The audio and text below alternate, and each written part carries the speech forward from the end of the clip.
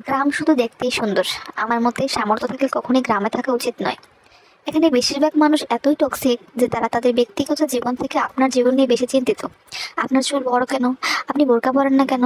অনার্সে পড়লেও মেয়ের বিয়ে হচ্ছে না কেন? মেয়ের ভাই নেই কেন?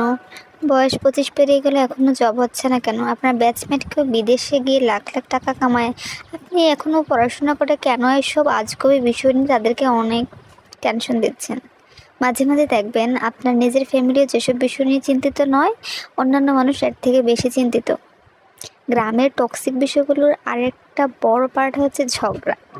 আপনি এমন কোনো বাড়ি খুঁজে পাবেন না যেখানে জায়গা জমি নিয়ে বিরোধ নেই। প্রত্যক্ষ বা পরোক্ষভাবে এই ফ্যামিলি সেই ফ্যামিলির সাথে ঝগড়া লেগেই থাকে। 1 ইঞ্চি জায়গা নিয়েও তারা ছাড় দিবে না।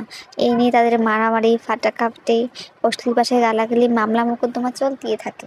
এইজন ওইজনের নামে গোপনে প্যাঁচ লাগিয়ে ঝগড়া বাঁধিয়ে দেওয়া, কাউকে পছন্দ না হলে তার নামে জায়গায় অজায়গায় বিভিন্ন বদনাম রটিয়ে দেওয়া, ইভেন বিয়ে আসলেও গোপনে প্যাঁচ লাগিয়ে দেওয়া গ্রামের বেশিরভাগ মানুষের জন্য এটা নিত্যদিনের কাজ। আমি কিন্তু গ্রামেই বড় হয়েছি এবং গ্রামেই থাকি। তারপরেও মনে হয় কি জানেন, গ্রাম থেকে শহরটাই ভালো। এসব দেখতে দেখতে খুবই বিরক্ত। জন্ম থেকেই গ্রামের পলিমাটি গায়ে মেখেও একজন খাঁটি গ্রাম্য মানুষ হয়েও এই ধরনের কথা বলার একটাই কারণ, তিক্ততা। কাউকে কষ্ট দেওয়ার জন্য বলিনি, কাউকে আঘাত করার জন্য বলিনি। আসলে যারা গ্রামে থাকে তারা এই সমস্যাগুলো প্রতিনিয়ত ফেস করছে। ফেস করতে করতে আসলে মানুষ এত বেশি তিক্ত হয়ে যাচ্ছে। তো আমার কাছে মনে হয় শহরটাই ভালো, যেখানে কোনো গীবত হয় না, পরনিন্দা হয় না, পরচর্চা হয় না, ফ্রিডম পাওয়া যায়।